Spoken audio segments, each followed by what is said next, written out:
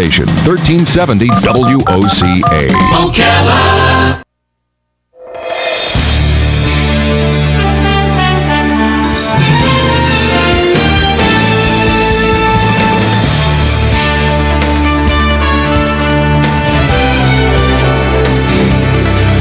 All right, 22 minutes before 11 o'clock. Thank you for tuning in. We have Congressman Rich Nugent on the phone, ready to talk to you, to tell us what's going on up in Washington, D.C., what new events, and maybe even answer some of your questions. You can talk directly to U.S. Representative Richard Nugent right now by calling the area code 352 and the number 622-9622, 352-622-9622. That is the WOCA Climate Control Source Hotline, 622-WOCA. And the date, so that you know whether you're listening to a live broadcast or not, is Monday, November 4th, 2013. Monday, November 4th, 2013. If you're listening on that date, you're listening to a live show, you're welcome and invited to call in, and it's always good to have Congressman Nugent on the phone. Good morning, Congressman Nugent. Good morning. Good morning. How we doing? Pretty good. Gosh, you've got so many things happening up in Washington. I mean, you guys are busier than ever, aren't you?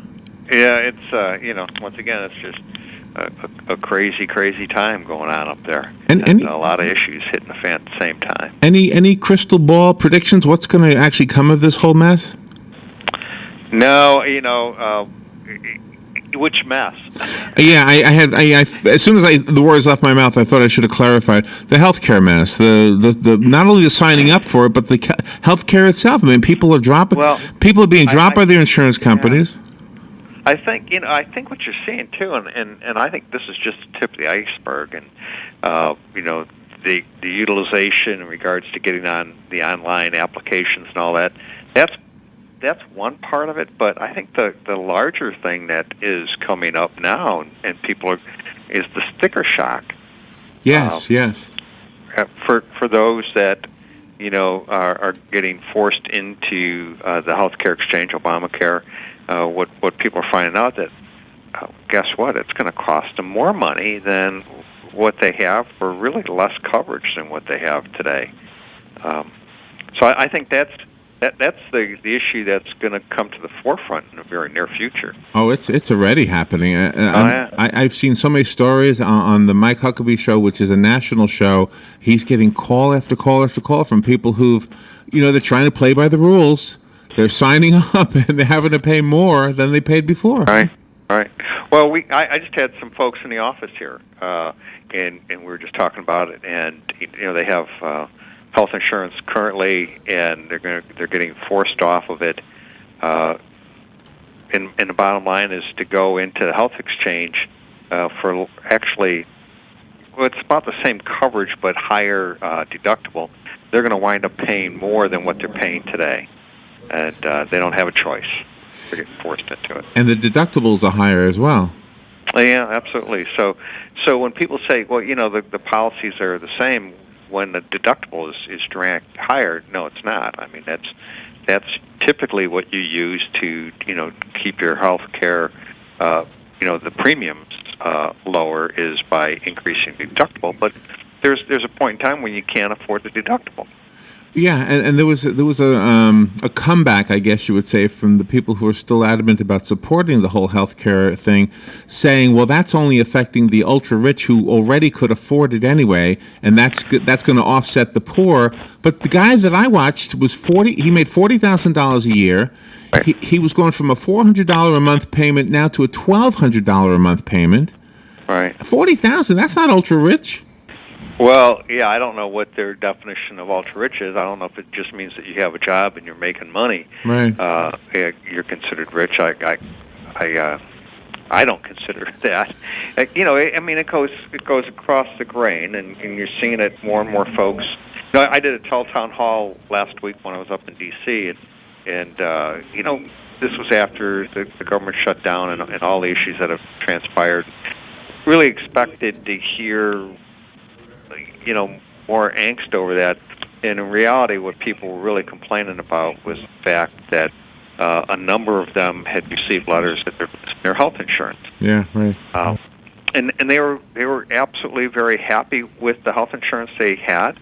and what they were paying for it, they they felt like they've been sold a line by the president. I had another caller on the line saying, well, that's not true. He never said that. I said, well, I can quote a half a dozen quotes specifically by him saying that if you liked your health insurance, you could keep it. Period. Okay. I mean, with the exclamation point of period after it, and now they're spinning that's not exactly what he meant. Well, that's what people took his word for. Yeah. The other thing that came up just this morning, and by the way, before I say what I'm about to say, the list for the listeners, if you want to call in, this is a good time to do it. Today's November 4th, 2013, just to let you know whether you're listening to a live show or not. But there was a thought this morning that was mentioned about the anti-discrimination law that the president is in the news about this morning. And there's the people who are skeptical say that is in the news to distract us from talking about the real issue, which is the healthcare issue. Yeah. I don't know. Well, I think they're trying to do everything in their power to take the focus off the healthcare issue, and honestly, things that transpired in D.C. in the last few weeks really helped the president, I think, in regards to taking the focus off of healthcare. Yeah. And now as this comes back around, this isn't going away, and this is, it's amazing. One of the last things that we passed to keep the government open was to delay the implementation of the individual mandate. It was not to delay implementation of Obamacare. It was just to take away the penalty to force people into the exchanges. That's all it was. Mm-hmm. And it was also to make sure that all members of Congress and their staff, had to go into the Affordable Health Care Act, but without the subsidy, just as other businesses, large businesses, have to do. But Congress had exempted itself. And now you have senators, Democratic senators, saying, maybe we ought to think about delaying the individual mandate because this is not ready for prime time. Yeah, right. It's amazing. Had they just voted for that, the government wouldn't have shut down. Nothing would have changed. End of the day, the Affordable Health Care Act still was going to be implemented. It just wouldn't have that mandate portion to force people to do something that they didn't want to do. Right. All right. We do have a phone call, and for the listeners, again, you are invited to be part of this show to speak to Congressman Nugent. You don't have this opportunity very often, and the congressman is very busy, so he's not even doing the show as often as he was doing it for a while there. Today's right. November 4th, so if you're listening on November 4th, this is the time to call in. Good morning. You're on the air with Congressman Nugent. Hey, good morning, Congressman Nugent. Thank you for being on the air. Well, thank you. This might be more of a tongue-in-cheek question or a comment, whatever.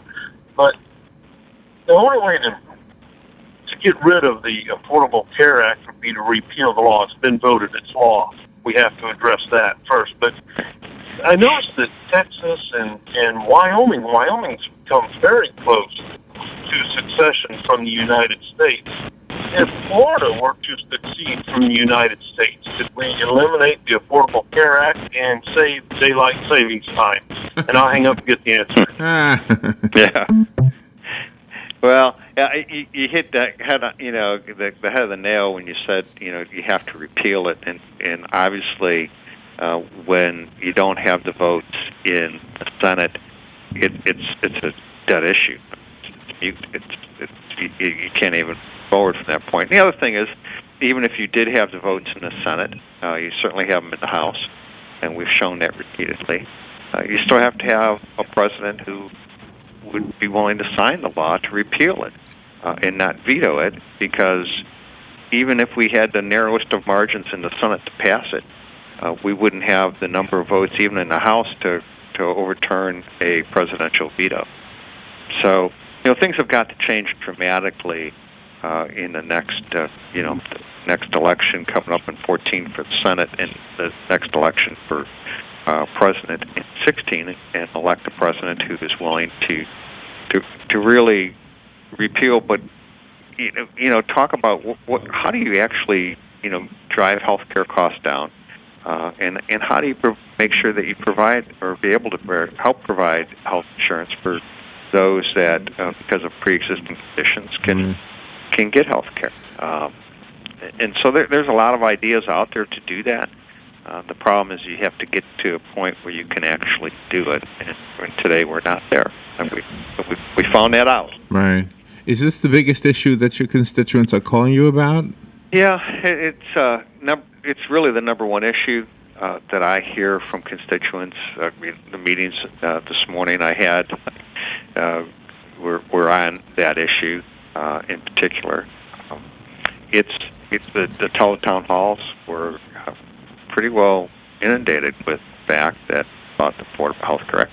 I mean, there's other issues out there that are important to to folks, but that's one that keeps coming up because I think now it's in the news, and now it's really affecting people that weren't expected to be affected by it. And I think that's where the future of this is as more Americans are forced into it, and you start to see the negative effects of it. That's when people thought it was the rise of the Tea Party. I think it's going to be even more so as more Americans that have been sitting on the sidelines saying, "Whoa, I didn't expect this to affect me." Yeah, well, the blaming of the Tea Party is an interesting phenomenon too, because I can't remember anybody running on that party platform. I'm guessing there were no Tea Party candidates or politicians in Congress. Well, when the Affordable Health Care Act was passed, you got to remember it was strictly party line. There was no Republicans in the House or the Senate that voted for it. This was jammed through majority votes in both, and they had to do it surreptitiously to get it through, and Nancy Pelosi's famous words of you have to pass it to know what's in it. I think it's even worse than that. I think they passed it, they had no idea it was in it, and now they're finding out that maybe the administration did know some of the downfalls of this in regards to people losing insurance, that the president assured folks that if you liked your insurance, you could keep it. That just is not the case. Do you have a lot of, and by the way, just again to remind the listeners that this is an opportunity to speak to Congressman Richard Nugent. He's on the phone right now. He represents District 11, and of course he's in Congress to represent us. So hearing from you is part of his job. If you want to call right now, today's November 4th, 2013, and the number is 622-9622. Is the efforts to interview the Benghazi survivors being stymied, is that also a political issue? Is that a legal issue? What is that? Oh, I think it's a political issue. It has, the House Oversight Committee has been pressing for it. I know the Senate Oversight Committee has been pressing for it, and the president's trying to get a number of his appointees through the Senate for ratification.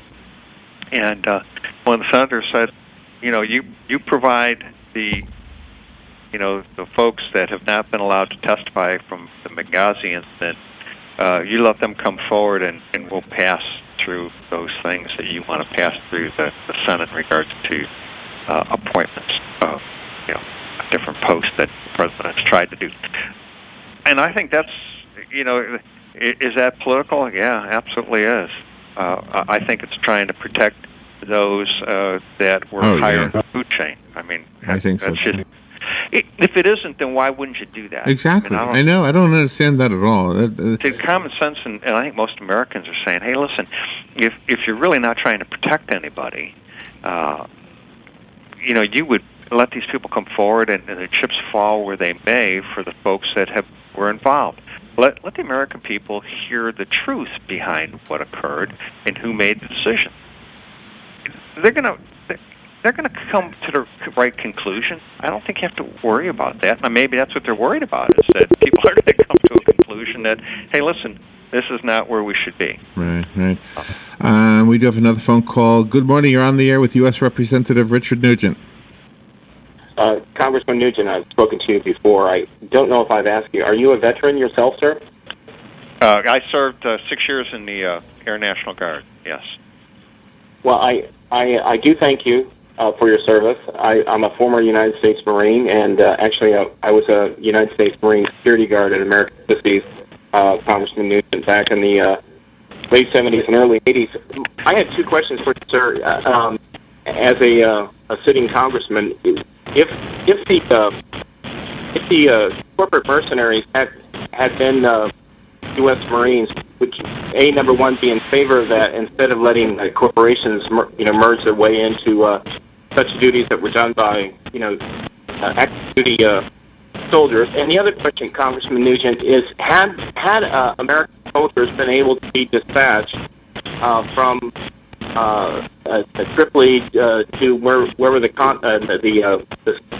complex was, the complex, would that not have been declared a low-level act of aggression, which would be along the lines of conducting war? I'll hang up and listen to your answers, sir. And thanks for calling the show, by the way. Even though we disagree politically, I like your voice. Well, listen. Thank you for your service as a Marine, and Marine Corps birthday is fastly approaching this coming weekend, and so we really do appreciate your service. Listen. Part of what they did in Benghazi is because it was not the actual mission. It was not, in Tripoli. Did not have Marine Corps group there. Now they did have some Marines that were. They had some forces there, but it was just very few. They relied upon local militias to actually provide security at the gate. And if you recall what happened, those local militias left before the attack occurred on Benghazi. So, I have a problem with having local militias provide your basic exterior security of the perimeter.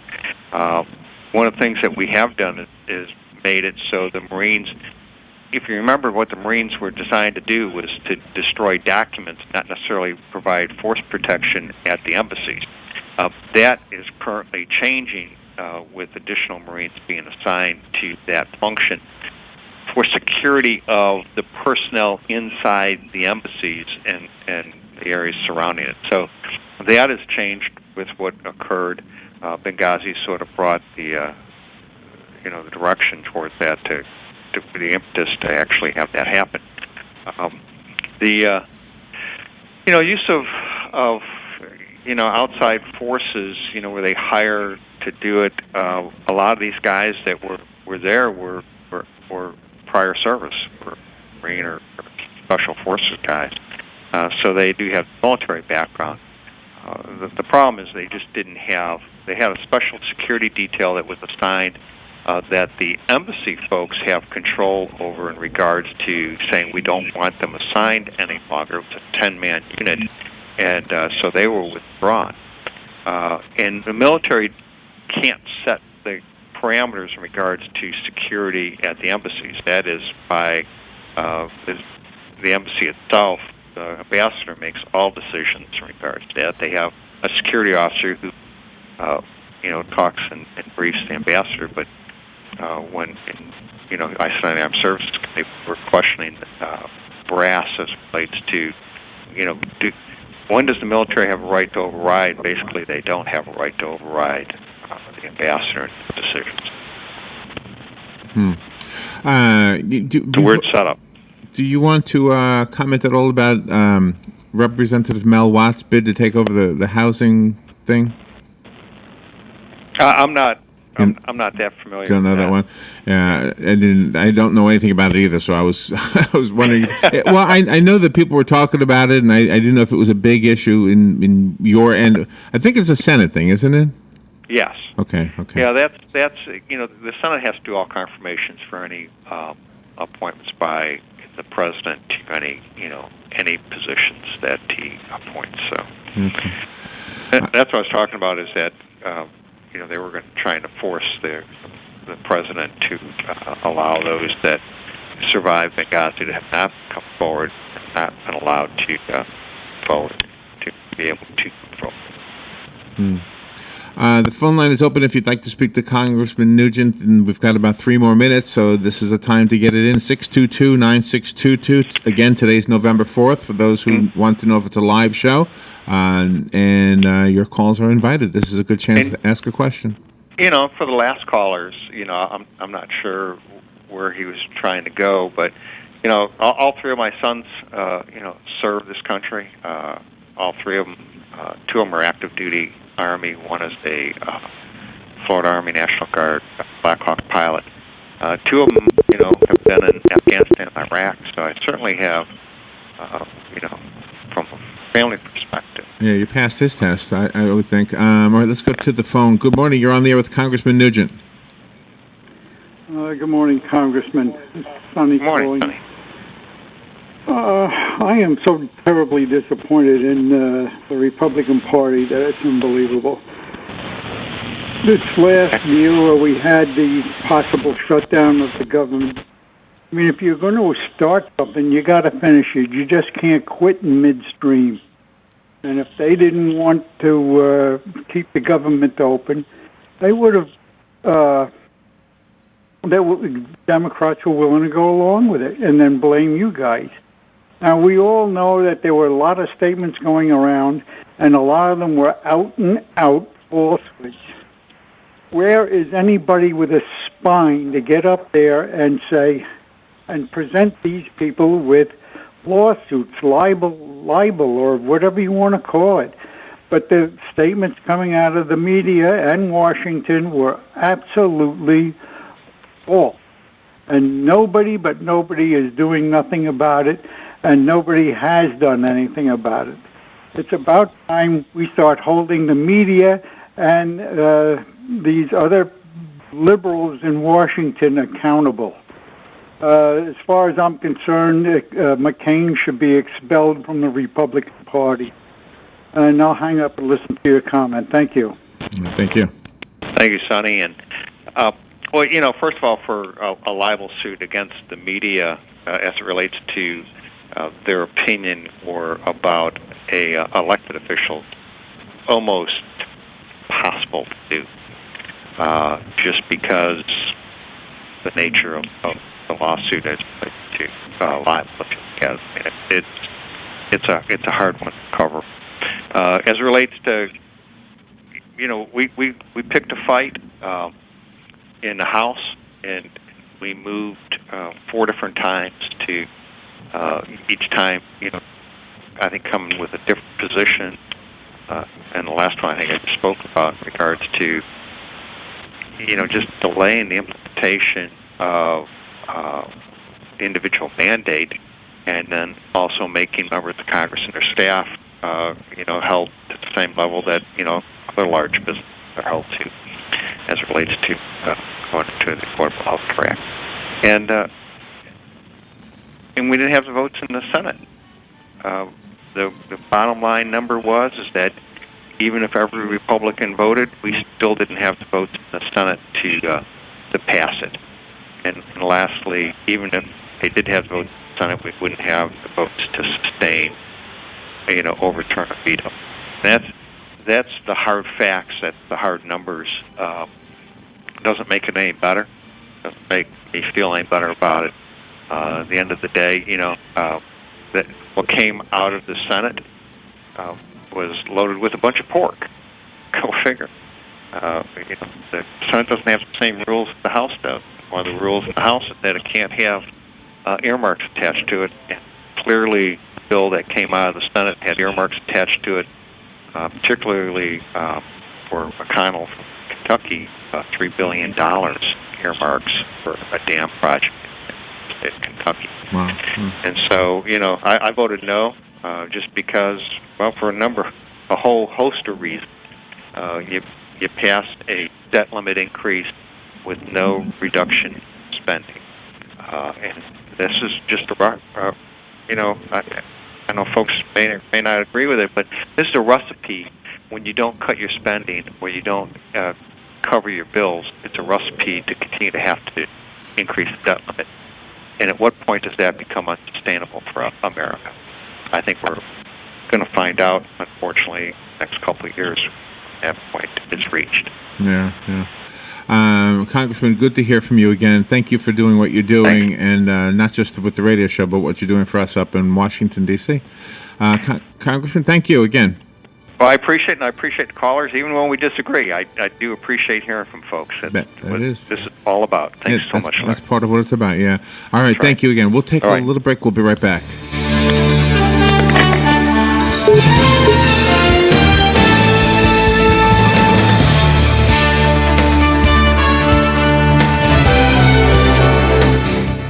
Ocala's information station, 1370 WOCA. Ocala. ABC News Now. I'm Karen Chase. Honda is recalling more than 340,000 Odyssey minivans from the 2007 and 8 model years because of a brake problem that can stop the vehicles without warning and without triggering the brake lights. If you've been waiting for Black Friday, you're too late. Some stores, including Best Buy and Walmart, have already beaten others to the punch by offering early holiday deals. Online shopping is more convenient, but a new study finds we still love to physically visit stores to shop. 89% of people polled by Harris Interactive said they're taking a shopping trip this holiday season. As a tech team scrambles to get the government's healthcare website back up and running, White House officials have been urging people to register the low-tech way on the telephone. But ABC News has learned it may not be much faster since phone workers are using the same website.